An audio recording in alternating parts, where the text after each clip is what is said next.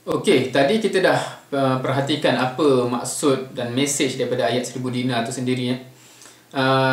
Cumanya kalau kita nak perhatikan dari konteks yang lebih luas pula, especially dalam konteks bagaimana rentetan ayat dalam Al-Quran di mana Allah letakkan ayat 1000 dinar ni akan berkait balik dengan soalan yang diutarakan awal-awal tadi.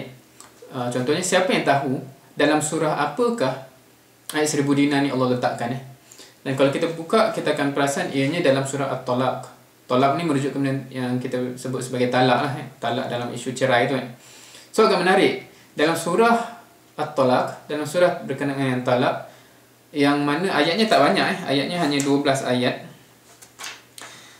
Dan basically, kalau kita baca sekali lalu, kita akan perasan dia bercerita isu talak lah, isu cerai. Tetapi Allah selitkan ayat 1000 dinar ni. So kita boleh tertanya, kenapa konteks ayat 1000 dinar ni dalam perbincangan talak. Dan insyaAllah kalau kita perhatikan konteksnya, kita akan dapat mungkin manfaat yang lebih luas lagi dalam konteks implementasi kita dalam kehidupan seharian. Dan apa mesej-mesej lain lagi, dan bila mana kita memerhatikan konteks ni, kita akan dapat appreciate lah. Dan juga awal tadi juga ada soalan siapa tahu berapa ayat ataupun ayat 1000 dinar ni actually berapa ayat. Kalau kita Google dan search dan sebagainya, kita akan jumpa ayat 1000 dinar ni adalah ayat kedua dan ketiga daripada surah At-Talaq. Tapi kalau kita buka, kita akan perasan dia bukan bermula daripada awal ayat 2. Dia actually bermula daripada hujung ayat kedua, ayat 1000 dinar ni. Wa may yattaqillaha yaj'al lahu makhraja, tu adalah penghujung ayat kedua. So actually ayat 1000 dinar ni bukanlah terdiri daripada satu ayat. Dia bukan juga terdiri daripada dua ayat. Dia terdiri daripada satu suku ayat. Maknanya ayat ketiga tu full, ayat kedua tu suku yang last. So orang boleh tertanya juga, kenapa tak diambil dari pangkal ayat kedua? Kalau kita tengok pangkal ayat kedua, kita akan perasan lah dia masih bercerita tentang isu talak, isu cerai. Jadi kita akan terfikir, macam mana ayat 1000 dinar tu terselit di tengah-tengah perbincangan berkenaan dengan talak tu. Sebab kalau ayat pertama dan ayat kedua mostly pasal talak, ayat keempat, kelima dan seterusnya pun masuk isu talak balik isu perceraian balik. Tetapi ayat kedua dan tiga ni, hujung ayat 2 dan ayat 3 ni terselit ada ayat 1000 dinar. So insyaAllah kita akan membincangkan sedikit berkenaan dengan konteks dan beberapa perkara yang kita boleh appreciate dan kita boleh absorb daripada memerhatikan konteks surah ni di mana ayat ni terselit. Dan insyaAllah mungkin baik juga bagi sesiapa yang ada reference Al-Quran untuk kita lihat Tak kira lah sama ada sambil mendengar ataupun kemudian nanti untuk dilihat sendiri, supaya dapat appreciate dengan lebih lagi lah kan, insyaAllah. So insyaAllah kita akan bincangkan beberapa point yang kita boleh ambil, kita boleh perasan bila kita melihat konteks di mana ayat 1000 dinar ni Allah telah letakkan, insyaAllah. Poin yang pertama yang nak diketengahkan kat sini ialah isu ketetapan Allah ataupun isu qada dan qadar. Dan kita boleh mungkin fokus kepada penghujung ayat ketiga tu dulu. A'udzubillahi minasyaitonirrajim. Innallaha balighu amrih qad ja'alallahu likulli syai'in qadra. So ini adalah point yang ditekankan yang basically kita akan katakan sebagai qada dan qadar lah berkenaan dengan ketetapan Allah dan bagaimana keimanan kita yang sepatutnya settle lah dalam bab ini.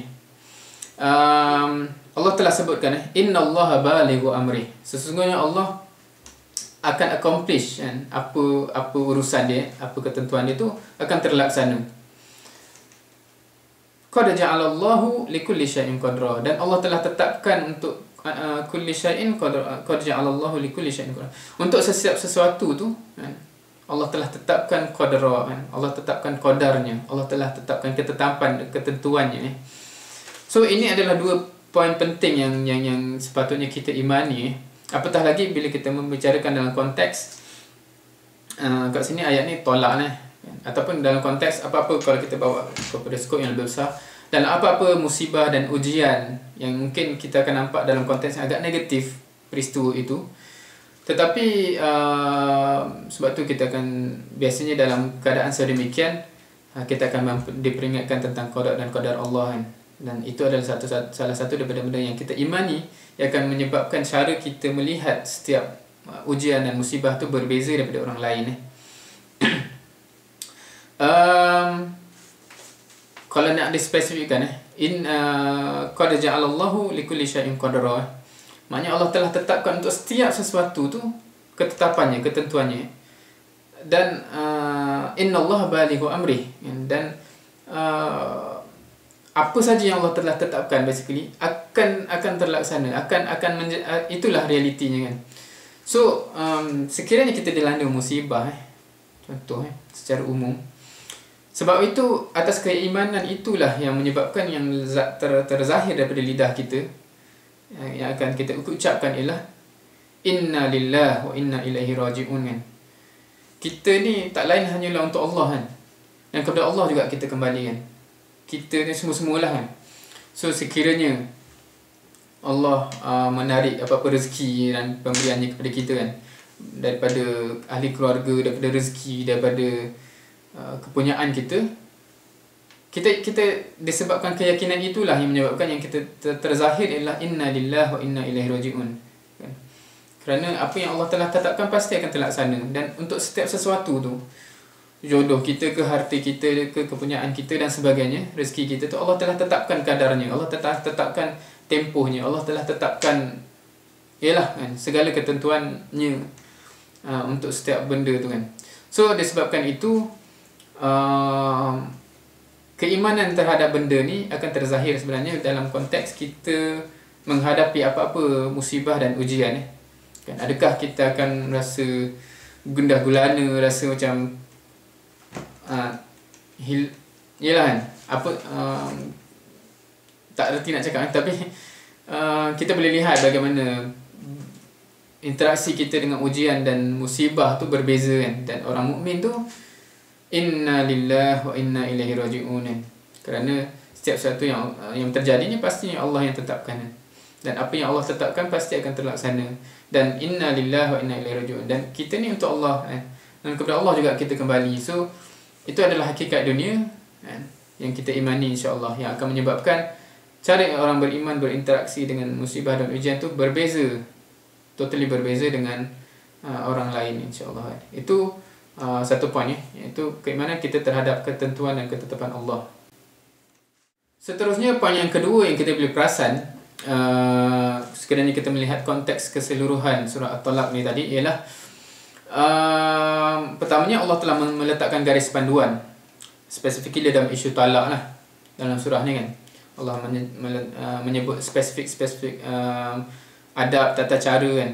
Sekiranya pun talak itulah jalan keluar dalam situasi yang tertentu tu, ada ketika-ketikanya yang sesuai kan.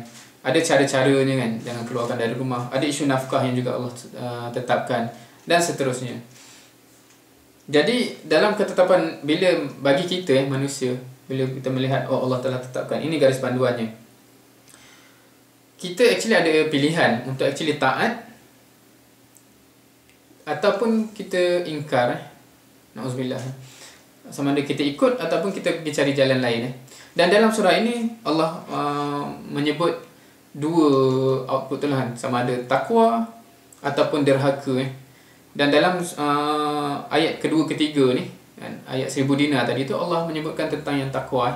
Apa insentif ataupun dan juga manfaat bagi orang bertakwa yang kita telah sebutkan tadi. Siapa yang takwa kepada Allah dan siapa yang bertakwa, Allah akan bagi jalan keluar, Allah akan bagi rezeki dari pintu-pintu yang tak disangka-sangka dan jalan yang tak disangka-sangka.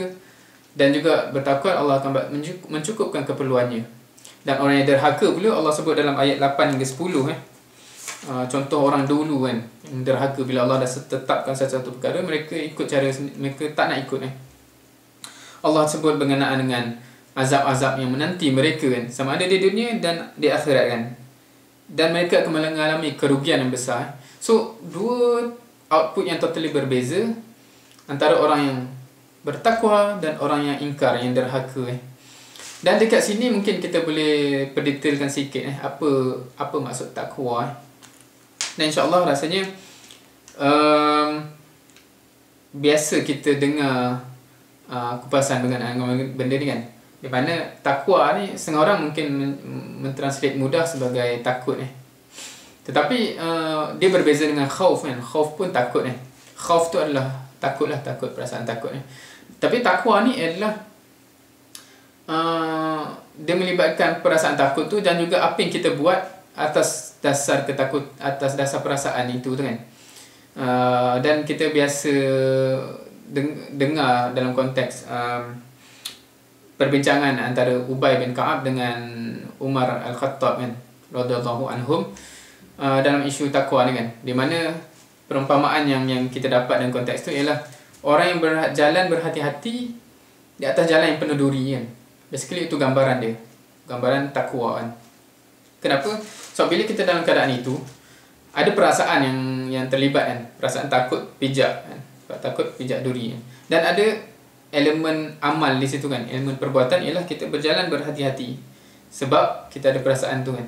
So dia ada dua-dua elemen tu maksudnya ada elemen perasaan dan ada elemen tindakan So dalam bila kita berbalik kepada apa yang Allah telah tetapkan dan Allah menceritakan berkenaan dengan kalau kamu takwa, Allah akan bagi jalan keluar, Allah akan bagi rezeki dari jalan yang kamu tak sangka-sangka. Tapi kalau kamu derhaka kan, azab yang menanti, na'udzubillah kan. So kalau orang yang ada perasaan takut dengan azab Allah tu kan,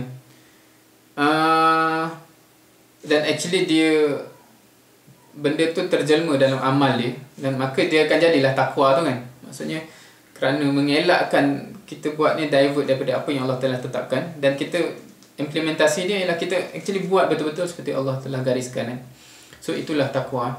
Dan insya-Allah benda ni sepatutnya kita reflect dalam kehidupan kita seharian lah kan. Sebab kadang-kadang kebanyakan kita yang menonton video ni tidak terlibat insya-Allah dengan isu talak ni kan, isu cerai ni kan. Tetapi kita ada Allah telah meletakkan garis panduan untuk kita dalam segala serbi kan, setiap sesuatu yang kita lakukan dalam hidup kita kan. Contohnya etika berpakaian cara berpakaian Muslim. Allah telah menggariskan kan melalui Nabi Muhammad sallallahu alaihi wasallam apa yang Nabi telah ajar kita. Pakaian seorang Muslim tu sepatutnya begini. Ini etika ni, ini garis panduannya. So kita akan betul-betul menjaganya ke ataupun kita pergi buat cara lain kan. Sama juga kan. Dalam isu hubungan lelaki wanita kan, Allah dan Islam telah menggariskan ini tata caranya kan. Kita nak jaga betul-betul ke kita nak buat cara sendiri kan. Apa lagi? Dalam bab kita menguruskan duit kita contohnya, ada tata caranya, sumbernya macam mana, di mana kita spend macam mana, ada isu zakat dan sebagainya kan. Ada garis panduannya. Orang yang bertakwa Allah akan bagi jalan keluar, Allah janjikan benda tu kan, jalan keluar, rezeki. Tetapi orang yang derhaka, na'udzubillah, azab yang menanti kan. Itu jadi isu yang penting untuk kita. Allah memberi gambaran bahawa bukan hanya insentif Allah bukan hanya memberikan insentif dalam ayat 1000 dinar tu untuk kita termotivasi untuk bertakwa, tapi Allah juga memberi azab. Allah memberi amaran terhadap azab sekiranya kita nak divert daripada ikut jalan yang Allah telah tetapkan tu. So sepatutnya kita mereflect dalam segenap amalan kita lah. Pakaian kita betul ke kita dah ikut betul-betul? Percakapan kita betul ke kita dah ikut betul-betul? Pergaulan kita, adab dengan jiran, ibu bapa, cara kita deal duit dan sebagainya, betulkah kita telah ikut betul-betul sebagai manifestasi takwa gitu kan, insya-Allah. Poin yang ketiga yang kita boleh perasan bila kita membaca surah ni secara konteks keseluruhannya, kita akan perasan dalam ayat 11 berkenaan dengan tujuan ayat Quran ni diturunkan ataupun dibacakan. Kita pergi kepada ayat 11 A'udzubillahi minasyaitonirrajim. Rasulan yatlu 'alaikum ayatillahi mubayyinatin liyukhrijal ladzina amanu wa 'amilus solihati minaz zulumati ilan nur. Wa man yu'min billahi wa ya'mal salihan yudkhilhu jannatin tajri min tahtiha al-anharu khalidina fiha abada. qad ahsanallahu lahu rizqa. Dekat sini Allah telah menyebut apa sebenarnya tujuan kan, basically reason ayat Allah ni diturunkan ataupun dibacakan. Rasulan yatlu alaikum ayatillahi mubayyinat. Rasul yang yatlu alaikum, yang membaca kepada kamu ayatillahi mubayyinat, ayat Allah yang menerangkan ni. Basically pangkal ayat ni menyebut tentang Rasul membaca ayat Quran ni kepada kita. Untuk apa? Liyukhrijal ladzina amanu wa amilus solihat minaz zulumat ilan nur. Untuk mengeluarkan, liyukhrija, untuk mengeluarkan kita ni daripada zulumat, daripada kegelapan kepada an-nur, kepada cahaya kan. So itulah dia maknanya Rasul membaca ayat ni kepada kita untuk mengeluarkan kita dari kegelapan kepada cahaya.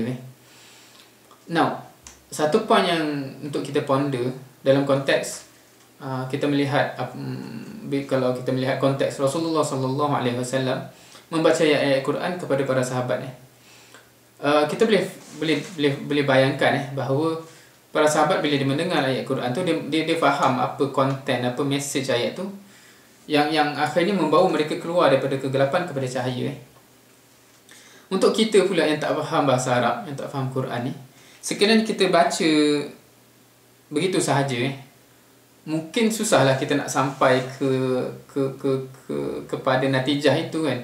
So sebab itu mungkin saya mengajak diri kita semua, termasuk diri saya sendiri yang tak faham bahasa Arab lah, yang bila baca Quran tu tak terus dapat apa message dia, untuk kita sama-sama juga merutinkan diri kita untuk membaca terjemahan dia dan mereflektkan apa sebenarnya message ayat ni kan. Oh, ini maksud dia kan. Oh, ini yang Allah nak beritahu kepada kita. Dan dengan itu insya-Allah kita lebih dekatlah kepada ayat ini akan mengeluarkan kita. Maknanya membaca ayat-ayat Allah ni akan mengeluarkan kita daripada kegelapan kepada cahaya. Itu satu kan. Keduanya dalam ayat tu liyukhrijal ladzina amanu wa amilus solihat minaz zulumati ilan nur. Dia mengeluarkan, membaca ayat ini akan mengeluarkan orang yang yang beriman dan beramal soleh daripada kegelapan kepada cahaya. So ada dua elemen dekat situ, iaitu iman dan amal. Maksudnya dua elemen tu dia sebahagian daripada mengeluarkan kita daripada kegelapan kepada cahaya tu, insya-Allah. So dekat sini kalau kita pergi contoh spesifik ayat 1000 dinar tadi, adakah kita mengimaninya? Allah janji orang yang bertakwa, Allah bagi jalan keluar, Allah bagi rezeki dari jalan yang kita tak sangka-sangka. Siapa yang bertawakal, Allah akan bagi kecukupan untuk dia. Sejauh mana kita imani benda ni kan? Sebenarnya benda tu betul-betul tersemat kan? Takwa dan tawakal lah kan? Kunci kepada jalan keluar, kepada rezeki yang tak disangka-sangka tu, dan kepada Allah mencukupkan keperluan kita kan? Sejauh mana kita imani benda tu ataupun kita merasakan benda lain lah kan, study aku ke ataupun apa-apalah benda lain yang menjadi kunci utama. So itu isu takwa, isu itu iman sejauh mana benda tu kita imani, dan seterusnya dan beramal dengan dan mengamalkan kan, muamilus solihat So sejauh mana kita mengimani benda tu dan benda tu terjemah jadi amalan, yang kita amalkan benda tu maksudnya adakah kita sekadar mengimani bahawa yalah kan, takwa dan tawakal itulah pintu kuncinya kan, tapi kita tak amalkan takwa dan tawakal tu kan. So sama juga dengan amaran Allah dalam bentuk azab tadi kan, dalam ayat 8, 9, 10 tu kan. Sejauh mana kita mengimani benda tu dan sejauh mana benda tu terjelma jadi amal Dan of course kalau kita nak kaitkan iman tu akan mewujudkan perasaan takut dan apa semua tu kan. Dan amal tu sendiri adalah rentetan daripada itu yang kita terjemahkan dalam amal. Dan takwa tu seperti mana kita sebutkan awal tadi, dia sebenarnya rangkuman manifestasi rangkuman kedua-duanya kan. Tak takwa lah namanya kalau kita kata apa contohnya, betul syurga tu ada, neraka tu ada kan, tapi amalan kita macam kita tak kisah ada ke tak ada kan. So itu tak terjalin lah benda tu kan. Maksudnya tak adalah manifestasi ketakwaan di situ kan.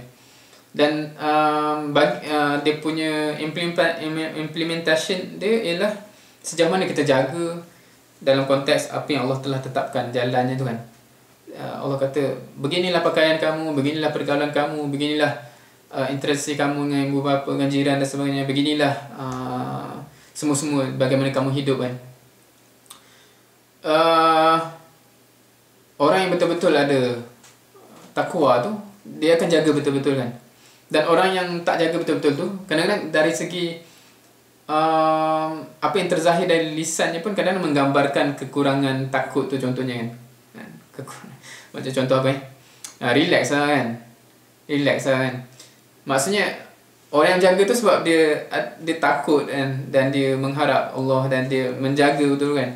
Orang yang rasa macam relax kan. So itu sendiri menggambarkan kurangnya, na'udzubillah kan, kurangnya mungkin takwa dan sebagainya, kurangnya takut dan sebagainya terhadap apa yang Allah janjikan kat sini.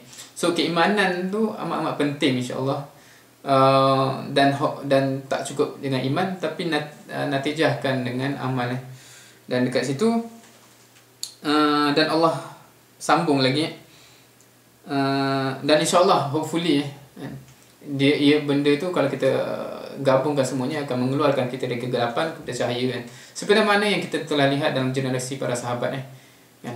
Kita mungkin pernah terbaca bagaimana kisah mereka dalam zaman jahiliah, tetapi dengan datangnya Rasul membawa Al-Quran kepada mereka keluar daripada kegelapan kepada cahaya. Kita ada Al-Quran di dalam tangan kita kan. Kita baca malah khatam pun kan. Adakah dia membawa kita dari kegelapan kepada cahaya, ataupun kita masih in the dark macam dulu lagi kan. Na'udzubillah kan. So dekat situ satu poin penting lah untuk kita insya-Allah,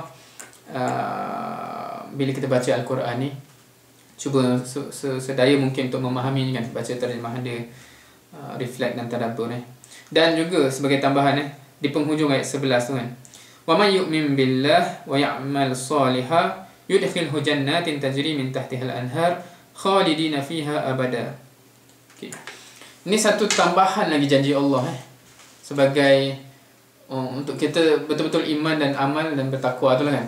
Sebab tadi kita dah sebutkan antara dua kontra tu kan. Satu, siapa yang bertakwa dan bertawakal, Allah janjikan penyelesaian dan rezeki. Siapa yang divert, siapa yang derhaka, yang tak nak ikut, Allah janjikan azab. Dan yang kita sebut dalam ayat 1000 dinar tu adalah janji dalam konteks dunia kan. Masalah kita Allah akan bagi jalan penyelesaian. Allah akan bagi rezeki dari jalan yang tak disangka-sangka. Tetapi kat ayat ni Allah tambah lagi dengan janji akhirat Wa may yu'min billahi wa ya'mal shalihan, iman dan amal tadi, siapa yang buat benda tu, yudkhilhu jannatin tajri min tahtiha al-anhar. Allah akan masukkan dia ke dalam syurga ataupun jannat kan. Taman-taman kan, bukan satu taman tapi taman-taman kan. Tajri min tahtiha al-anhar, di bawahnya mengalir sungai-sungai kan, berlapis-lapis sungai. So satu gambaran cukup hebat kan. Maksudnya kita akan dapat taman-taman, Allah akan masukkan kita dalam taman-taman yang di bawahnya sungai-sungai kan. Satu magnificent imagery kan maksudnya. Apa lagi kita nak kan? Khalidina fiha abada. Dan mereka akan kekal di dalamnya selamanya kan. Kita doa insya-Allah Allah masukkan kita dalam kalangan mereka yang dapat nikmat tu kan. Mereka kekal dalam selamanya. So ini adalah insentif tambahan lagi. Sebab tadi macam masalah kita kat dunia ni, Allah akan bagi jalan keluar, Allah akan bagi rezeki kan. Itu insya-Allah kita amat harapkan juga kan di dunia ni. Tapi Allah janjikan satu yang jauh lebih special lagi, yang kekal abadi pula tu di syurga kan. Maksudnya sepatutnya makin lagi lah sepatutnya kita termotivasi insya-Allah kan. So itu basically point yang ketiga kan.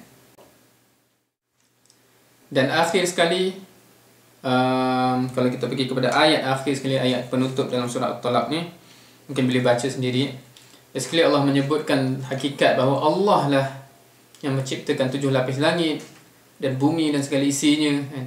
Dan Allah yang mengetahui segala-galanya kan. Ilmu Allah yang meliputi semua-semua ni sekali. Basically Allah nak memperingatkan kepada kita hakikat bahawa Allah yang Maha mengetahui. Dalam kita dah membincangkan tadi, kita tahu Allah menetapkan garis panduan dalam segala aspek kehidupan kita, kan? Dan Allah telah memberi motivasi dan amaran tadi, kan? Dan kadang-kadang ada setengah daripada kita mungkin ada isu dalam konteks, kita tahu dah, kita mengharapkan dah janji-janji Allah tu, kan, dan kita takut dah dengan azab-azab Allah yang Allah ancam tadi, kan. Tapi kadang-kadang still ada setengah dari kita yang mungkin bila berhadapan dengan satu-satu garis panduan yang Allah tetapkan, kita rasa macam sesuai lagi ke, kan? Mungkin ada setengah orang fikir macam ni, macam sebegitulah, kan, sesuai lagi ke, ataupun kita berkawan je kot, kan, mana ada apa-apa, kan. Ni kalau isu contemporary orang muda lah, kan, isu contohnya isu pergaulan lelaki perempuan, kan, kita dengar ini garis panduan yang Nabi ajar, kan. Tapi macam kita orang kawan je kot, kita bukannya buat salah apa-apa, ataupun apa-apa sajalah. Kadang-kadang kita ada rasional begitu, kan, macam kalau tak ikut pun tak boleh ke, kan, macam itulah. Maksudnya kita rasa macam kalau tak ikut pun kita still buat benda yang taklah rasa salah sangat pun. Tetapi hakikatnya kat sini Allah menekankan satu benda yang sepatutnya kita imani betul-betul, yang akan menatijahkan kita accept apa yang Allah telah tetapkan. Yang Allah kata Allah yang cipta 7 lapis langit tu, kan, dan Allah yang cipta bumi dan segala isinya ni. Allah tahu semua-semua ni, Allah di dalam pengetahuan Allah, kan. Berbanding kita setakat mana ilmu kita. So bila Allah tetapkan satu-satu garis panduan, Allah tetapkan tu berdasarkan ilmunya yang tiada tandingan tu, maka kalau kita rasa ada yang tak sesuai, ada yang apa sekalipun, Allah ingatkan kembali, siapa yang tahu sebenarnya, kan? Kita yang tahu sangat ke, ataupun Allah yang tahu, yang cipta 7 lapis langit dan bumi ni, dan Allah yang mengetahui segalanya, kan, termasuk diri kita dan dalam apa yang dalam diri kita juga, kan. Allah yang mengetahui segala-galanya ni, kan. Siapa yang lebih tahu nak menetapkan apa yang sepatutnya kita buat ni. So itu adalah satu peringatan yang sepatutnya yang menyetelkan segalanya lah, kan. Maksudnya kalau kita still rasa macam kenapa, macam yelah, kan, kita still rasa macam sanksi ke apa dengan satu-satu benda yang jelas-jelas Allah tetapkan ataupun Nabi aja, ingat kembali poin ni, kan. Siapa yang tahu sebenarnya, kan, yang menciptakan 7 lapis langit dan bumi dan segala isinya ke, ataupun kita yang ilmu yang amat cetek ni yang lebih tahu, kan. So itu adalah satu peringatan sebagai penutup dalam surah ni, kan, yang sepatutnya memberi efek yang mendalam kepada kita juga, insya-Allah. Jadi wallahu alam, itu beberapa poin, beberapa peringatan-peringatan yang sepatutnya kita ambil dan terjemahkan, iman dan amal, takwa dan sebagainya, insya-Allah. Semoga memberi manfaat, dan semoga kita tergolong dalam golongan yang Allah beri jalan keluar, yang Allah beri rezeki dari jalan yang tak disangka-sangka, yang Allah beri kecukupan sentiasa, dan Allah memberi, kan, jannatin tajri min tahtiha al-anhar khalidina fiha. Semoga kita, insya-Allah, amin, tergolong dalam golongan orang yang Allah beri nikmat abadi itu, insya-Allah. Wallahu a'lam. Wassalamualaikum warahmatullahi wabarakatuh.